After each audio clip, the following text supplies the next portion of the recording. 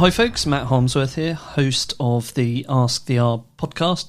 Today I am coming to you from Edinburgh, where I have travelled down to see Joe and Aythan from EALA Impacts. Joe is the founder of EALA Impacts, and I am delighted to welcome you both onto the podcast. Joe, over to you. First off, should we get the elephant in the room out of the way? How on earth do we pronounce this, and where's it come from? And you can tell us a little bit about who you are and how we've got to where we are now. Pleasure. Thank you very much for inviting me along today. I'm going to apologise in advance. I'm not Gaelic speaking, but I'm going to go with EALA Impacts. And I did ask a very good Gaelic friend to pronounce it for me, and I did actually record it as a voice note, so I kind of try and play it back to myself to remind myself every now and then. So I'm going to blame EALA if that didn't work out. So EALA Impacts, so in short, I was inspired by a book written by John Elkington called Green Swans, and EALA is Gaelic for swan. Right. And the book Green Swans is all about the systems and structure change required in society to help us meet the response required to the climate emergency. So it's quite a big subject, quite a big topic. It's all about, as I said, systems and structure change. And the timing of it, of reading the book, was doing a lot of research and thinking around the lead up to COP26 last year, led me to make the leap to want to start my own practice and to be very fundamental in my architectural and the built environment approach to respond to the climate emergency using this system and structure change approach. So very fortunate working with a group of people in Edinburgh on an initiative called SPACE. So SPACE is the Centre for Architecture and Carbon and Environment. It was led by Rab and Denise Bennett. They've done a lot of work themselves within their company on the built environment, low carbon technology and construction. But they're also amazing networkers and role models for architects and other disciplines within the construction industry. So SPACE was ran for 5 weeks during COP26 as a multidisciplinary pop-up with talks and events. It was great for the idea of starting your own practice, for having 5 weeks of pre-set up networking events basically for myself. So met everyone in Edinburgh and across the country came to meet us all. And then off the back of that, before Christmas time, set up EALA Impacts and set it up as a community interest company, which is not-for-profit. It's got an asset lock. And a couple of reasons for that. One, I was really interested in trying to understand a bit more about business and the sort of reporting to Companies House. So reporting to Companies House always has a financial bottom line, but with a community interest company, you're forced to have a social bottom line. And I thought that is a fundamental sort of reason, if you like, to challenge myself to always deliver on that. It's kind of interesting because architecture inherently thinks triple bottom line. So it thinks about environment, it thinks about the human. Like the first thing you think about is the human's journey and experiences they're walking in and out of a building. It's the first thing you teach someone in first year architecture. And then you think your client's got a budget, you've got financial constraints. So architects do fundamentally think triple bottom line, but I don't think the construction industry does at the moment. And I mean, rewinding that slightly, from a practical perspective, how do you implement that when you start the client journey? When somebody comes to you and says, look, Joe, I love what you stand for. I've looked at your website.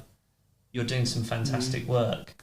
How do you get that across to them? Yeah, it's quite interesting. So I think in the first instance, I'm just an architect and Aythan's just a chartered building surveyor. So we do that anyway. So we do designs, we do feasibilities, we do planning applications, we do condition surveys, we do heritage statements, we do the recognisable stuff. That's what we do.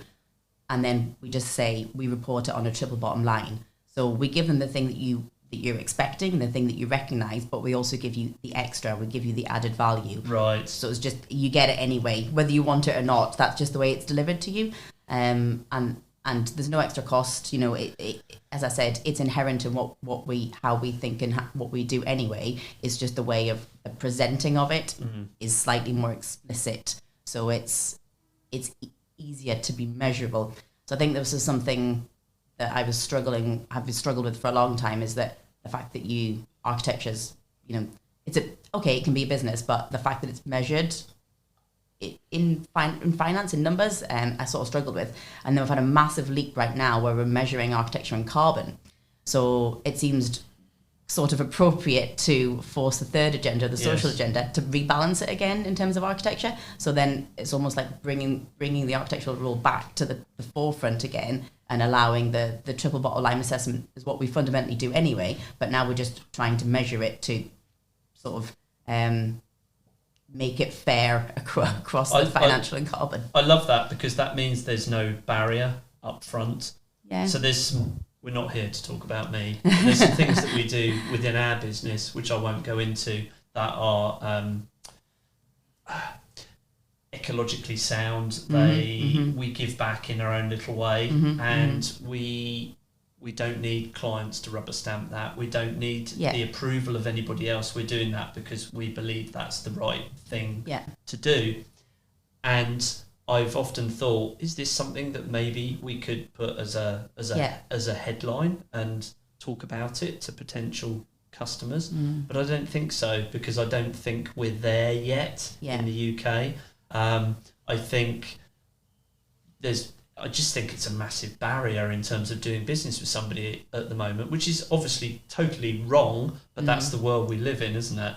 Yeah, it's that thing. So if you separate it off, it's always stronger if it's a unity and combined together. If you separate it off, it's something that someone can take away. Whereas the fact that it has to be part of it, has to be part of the process. That triple bottom line thinking. No one can. You saying that up front. You can't discount it.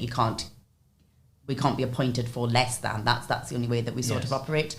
And I think that was a massive part of what I wanted to try and set up in the business, I suppose. And was that the main driver? Because you were working within an architectural practice before you went off on your own journey. Yeah, definitely. And I think I was also really interested. I've always had a thing about the sort of duality of old and new, and sort of working with these. So I always, whenever a project, early on in days, whenever a project came into the office with an existing building, I was keen to sort of jump on that and sort of use the old and new and the creative response to that. So then quite quickly realised that you come up against a lot of barriers. You might get novated, and the project sort of gets taken away from you a little bit. So you very much led by the contractor, and great if you've got a really good contractor. Not so much on this side.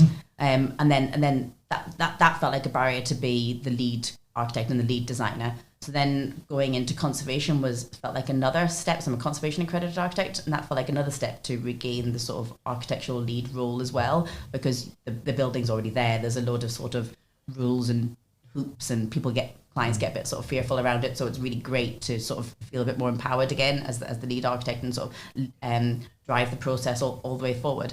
So that was the second version. And then working at GLM Architects and Building Surveyors, it was great to see that every building being cared for and taken account for in that manner. And I suppose it's sort of taking the conservation skills that are quite high level for listed buildings, but applying them to every building, and then just fortunately taking the creative design process and down the way as well. So EALA very much looks at existing buildings, whether they're listed or not listed. Don't mind who owns them. I don't mind how many they have. And it's about helping everyone find the best way to do a couple of things. One, maybe extend the material life of the building that they have.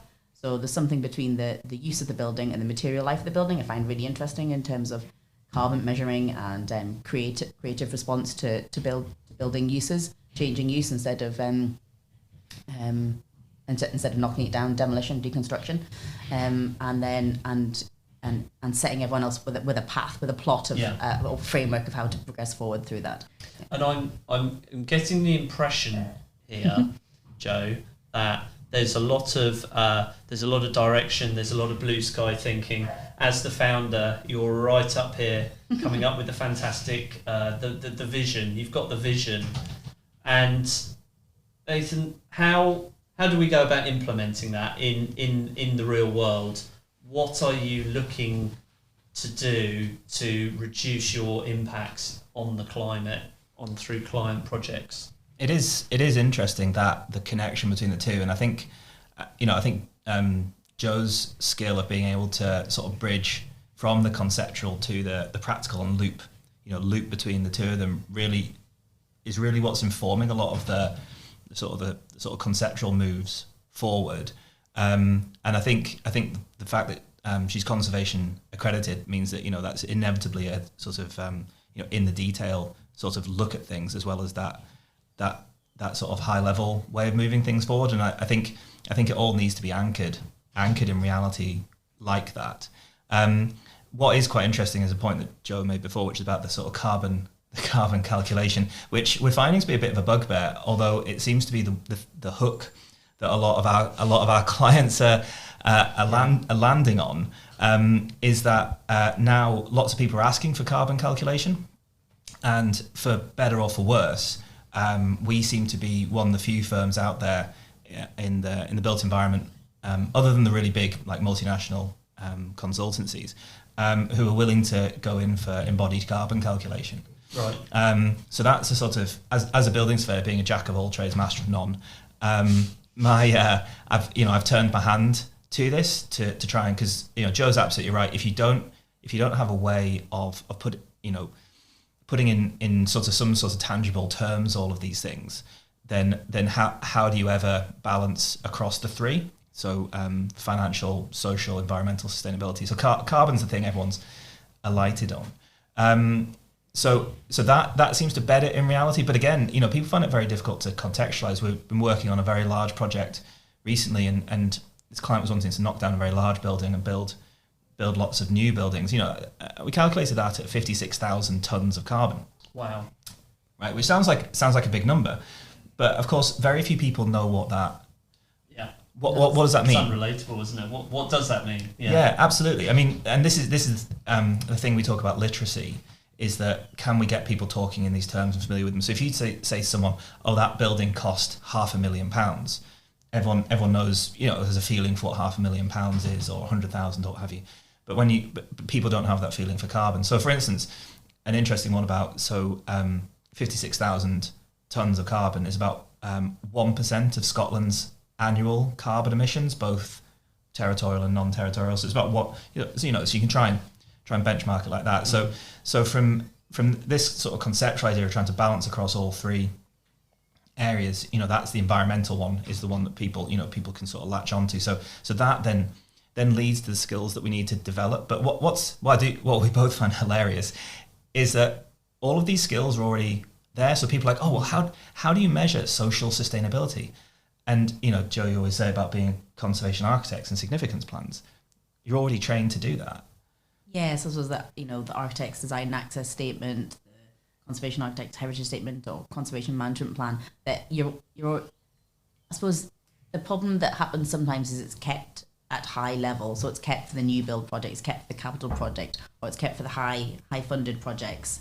But architects inherently, in no matter what project they are, they're thinking about the human scale and the human size, and they're thinking about the humans going to move the building, work through the building, and whether it's about the listing status, so it's the original designer or the construction type or technology that was used, those principles can be applied to the every building. So whether it's the family generations who've lived through there, or whether it's the door handle for the many school children that have passed across it, there's something there for social value in so many different ways. And sometimes even the social value is the sort of the coherency, so the sort of group of buildings, the grouping, or the neighborhood, or the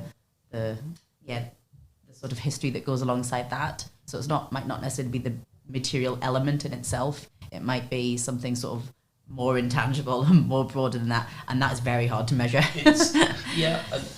And I guess probably for the listeners, it's distilling it down to the point where they can see what the actual implications are to their project and what the financials look like. It's like, okay, and we come across a lot of demolition and rebuilds. Some are architecturally stunning, most aren't. And there have been projects where those houses have been demolished and kind of buried at the end of the garden, materials and everything. And it's hard to believe, but these are early career property developers, and they're kind of finding their way. Is there an important message that we should be getting out to these people in terms of, you just need to stop, you need to look at what you've got, because that is actually going to have an impact on your bottom line in terms of your own business.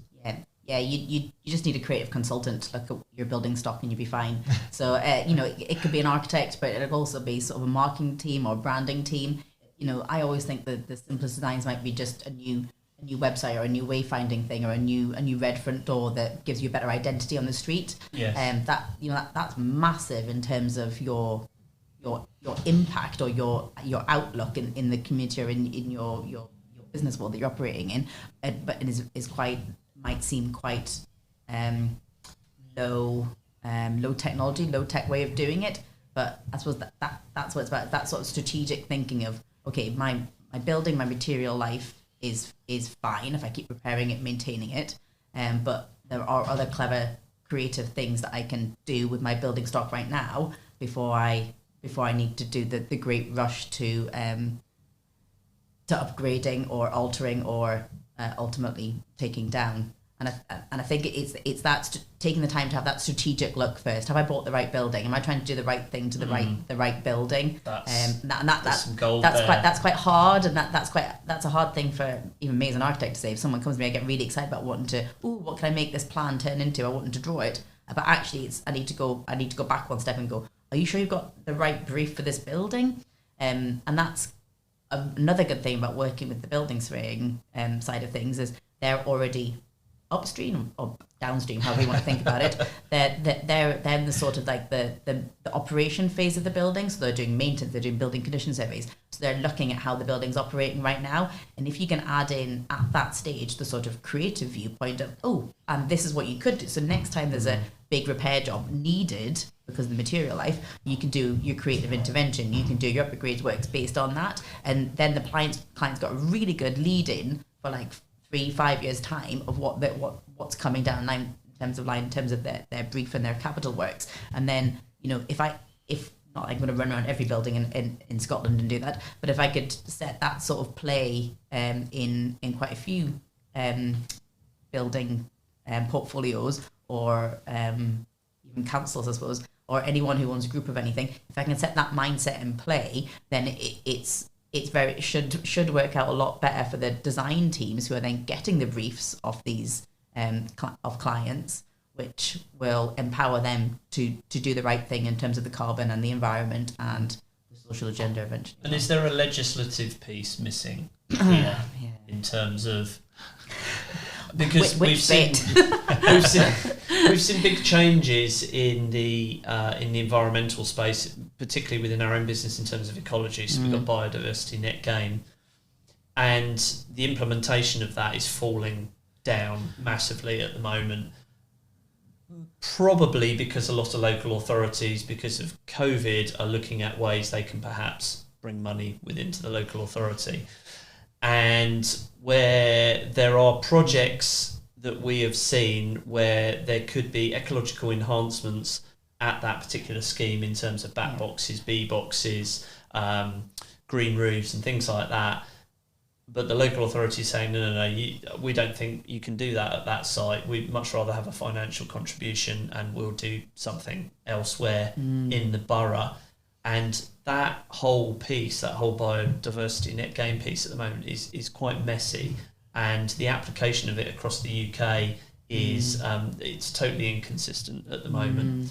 So you've got some London boroughs that are enforcing it in one way, and others that are completely off the place. So I would imagine there's some parity there. Is there anything in place at the moment from a legislative perspective, or is there anything on the horizon where there's going to be, people have to have the building assessed, and they have to present a calculation that says, do you know what, actually 20% of this building is recyclable or can be reused within the context of the new development, and that's what you're going to have to do. Get on with it. I think it's probably two or three things just at the top of my head just when you were thinking there. So I think one, sort of in order, I suppose, one it happens a little bit in London already. In planning applications, they have like circular economy statements, or what the kind of thing that we're talking about is pre-demolition audits. So anything is getting done to a building in terms of removing something, there needs to be some sort of an assessment around that.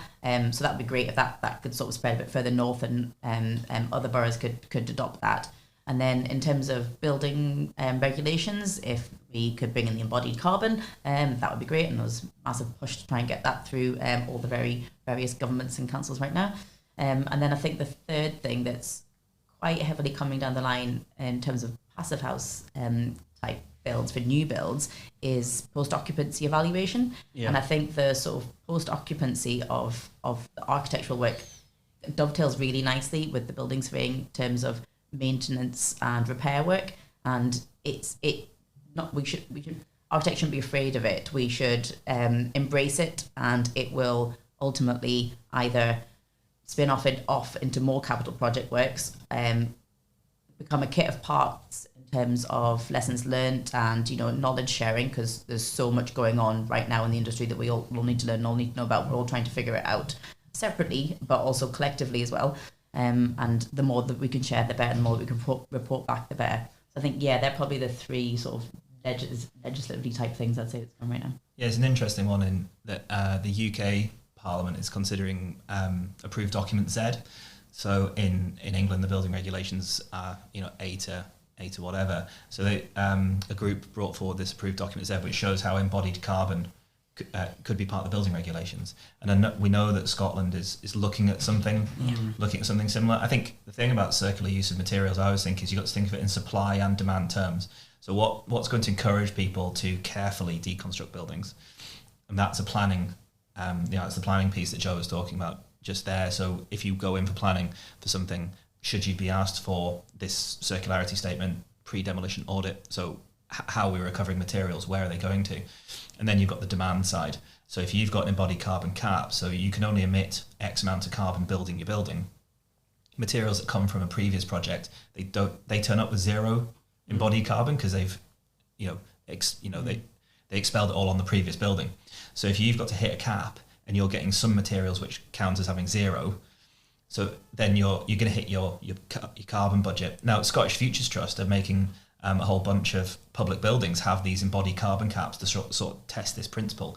But I don't think anyone's really connecting that with the circular economy just yet. So if you can do both things, so the planners say we want a pre-demolition audit, and building regs say you've got an embodied carbon cap, hopefully someone out there in the big consultancies who's doing this work will connect the two and realise the answer is the circular economy. It's interesting, just when we're talking through all this, there's a bit in the back of my brain that's just going, oh, it's so nice. We're sort of, it's like we're having to really quickly retrain ourselves just to be sensible. So, you think of your grandparents and the sort of how long they repaired and maintained and adapted and reused things for different uses. Sounds quite nice, cushy way of putting it, I suppose, or cute way of putting it. But I think that there's that approach and that mindset and that ideology is exactly where we sort of need to be getting back to. And I see it quite easily because I do conservation work. So the conservation work, it's sort of there already. And all we need to do, what would be great if we could do is just draw those skills down into the every building approach. So the sort of the lack of green skills sector, if we could sort of piggyback the green skills off everything in the conservation sector to the every building, that sort of that specification process and that supply chain process all sort of exists. It's at a high level at the moment, and it's the idea of bringing it to everything. It's interesting. It's interesting what you say about grandparents. So I always go back to the fact that like one of my grandfathers was a rag and bone man.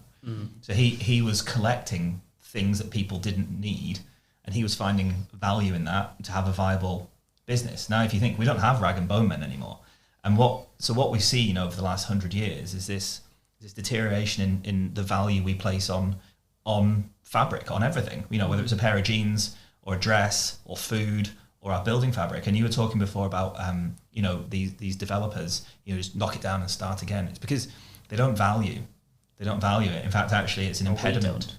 Well, sorry, we can go very deep here, can't you? As a society. But I suppose I think one of the things we've alighted on is the importance of, say, calculating carbon on social value.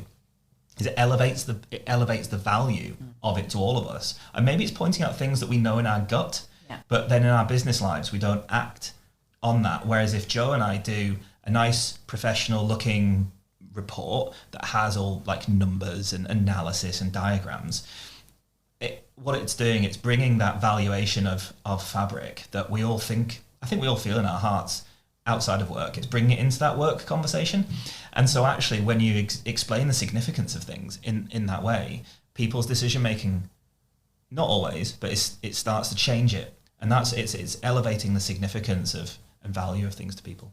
People just want everything instantly these days. And you know, that is part of it. I don't know how it is for you guys, but certainly for us, when we get a customer come to us, there's normally some sort of immediate problem that they need solving, and it might not necessarily be the problem that they think they've got either.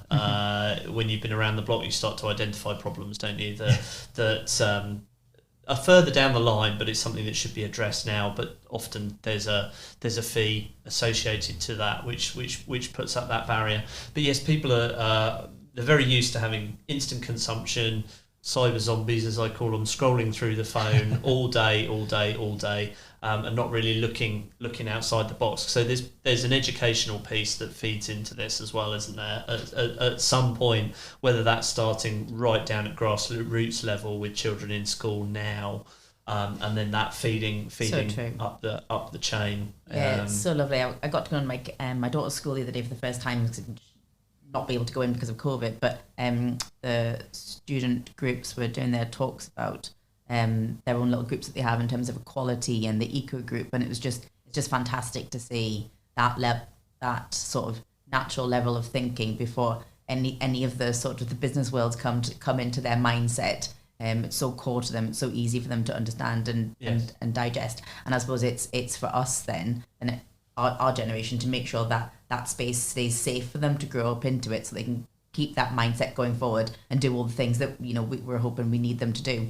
I'm very lucky as well. I get to tutor at SALA, so Edinburgh School of Landscape and Architecture, right. And just the first time I've ever done it. So this year I've just been doing first year part time, 1 day a week, and the course leader there, Laura, she's fantastic. She sort of this year, I don't know what's happened other years, but this year she's got 3 existing buildings and 3 existing community groups. So the first year students were able to go out and survey and measure the existing building and understand the sort of the inherent value of the materials, if you like, and its role and importance in the community. And then likewise interview the community group and ask them what they thought was important and what they thought their values were. And then for the students, the challenge was to then add their creative input into it to raise the value of the existing community centre. So to the community saying we need a new community centre, but actually the creative process in that is that those students were able to show or demonstrate to community groups the opportunity of that by retaining something you can still do a creative number on it and make it beneficial to society. Where do you think the major house builders fit into this parcel? Because I suspect there's a very well thought out answer heading this way.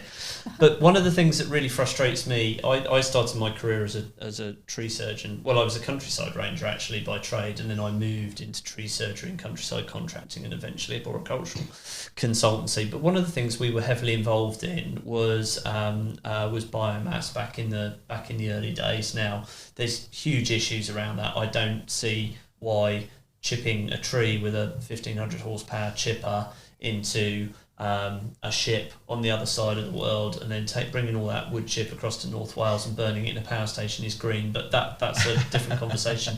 But where I'm going with this and what it links to me, up in Inverness near our office, we've got a lot of new housing schemes popping up all over the place. Every single one of them's having a gas boiler put in because they're 700 quid line item or whatever. Why there aren't district heating schemes going in, why these things aren't being thought of on a much more community level basis. So I guess my question to you is surely getting the major house builders on board at some point. How do we do that? Can that only be done through legislation? I'm going to take you back a stage, I guess, because the conservation architect in me wants to figure out why the output is the way it is, so why we're building new housing.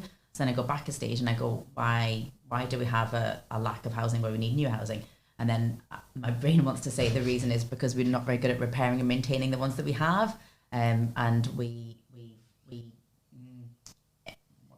phrase, maybe like empty neighborhoods. So we make existing neighborhoods get sort of broken up by making things, shopping centres out of town, as opposed to supporting the sort of local high street and creating the 20-minute neighbourhoods. So I think at the moment we're seeing a sort of a symptom, if you like, but at the same time, what I know what councils and government are trying to do is treat the cause. So by putting a bit more effort into the 20-minute neighbourhood approach and the public transport and the sort of the last mile, if you like, so encouraging everyone to be able to walk to the public transport and having that final safe cycle route or network or everything. I think that's massively important in terms of making the communities and net buildings that we have work and more desirable, so people don't feel the pressure or the need or the inability to live there, that the pressures on the new housing out of town,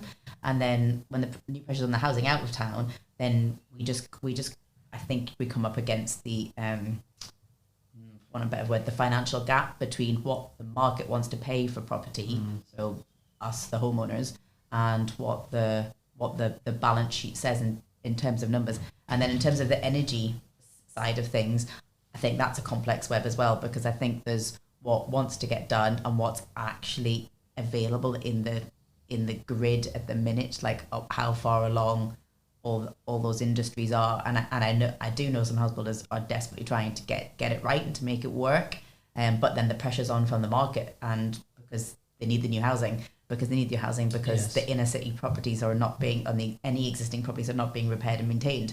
So it's just a cascade of consequences, as opposed to one person having one set of, the developers or whatever having to take responsibility for it. It's the whole way through the construction industry where we're all collective. Yeah, I just need to get on repairing more buildings, basically. Yeah. But it's definitely the way forwards. We did a tree survey last week, and I won't say where it is because it'll be blindingly obvious and really, really easy to look up. But there is a school in the Highlands that is being demolished because it's not fit for purpose to build a new school. And from what I can see from the plans, the old original school from the 1930s, 1940s is going to be demolished because they've had a suite of bat surveys, etc., done on it. And that just says to me straight away that they're probably thinking of demolishing it. And there must be an opportunity there to reuse that. So it's this. I think we can all get on board with the concept. And I think it's critically important that we travel in that direction with incremental steps towards improvement. What's the single biggest thing that we could do to start our journey? Oh, that's interesting. Before you said the single biggest thing, where my brain was going to was in financing, actually. So it's a sort of longer term business models and how to help with that, because the upfront cost for things will cost more. It will cost more to do low-embodied carbon. It will cost more to retrofit and repair to a standard that we sort of want to have things at, or expect to have things at now. So I think if there's a better models in terms of a longer return on that instead of a quicker return, I think that would help. I think there's an interesting one in Edinburgh at Granton where I'm going to get the words wrong, but it's slow finance. Sort of slow finance where no one's looking for a return on investment over 5 years, not even 25 years. It's a 50-year play with the finance, which I think is really interesting because you tend to plan these buildings to have a design life, and this is another conversation which we can get into. But if you plan your building to have a 60-year life, and yet the finance needs to pay itself back over 30, there's a misalignment there. Yes. And so I think aligning the finance cycle with the building cycle and with the use case cycle. So again, it's or material life cycle. Yeah, material life cycle. But again, we get back to that, triple bottom line, social, environmental, financial. When they're misaligned, that's when we make bad decisions. That's why there's no point reporting on just one of those things, because you're not actually looking at the whole. So yeah, if the finance is misaligned with the building fabric and with the social use of it, that tends to engender the wrong decisions. That's huge. That's huge. That's something that people are definitely going to take away from this, I think, because it's so often in the built environment, it all comes down to numbers, doesn't it? At the end of the day, there's either somebody looking to make a profit somewhere, or they're struggling. We've had scenarios where the financing for a project has been dependent on our surveys coming in, so it's a massive thing. Guys, I know you're pushed for time. I've taken up a lot of your time already. Is there one final piece of information you would like to get out there on this podcast to our listeners, and then I'll ask you how people can get in contact with you? Brilliant, thank you. Yes, was one other thing that I was just thinking back in my mind. There was meantime uses. You know, if you don't know what you're doing with your building, you can use it in the meantime.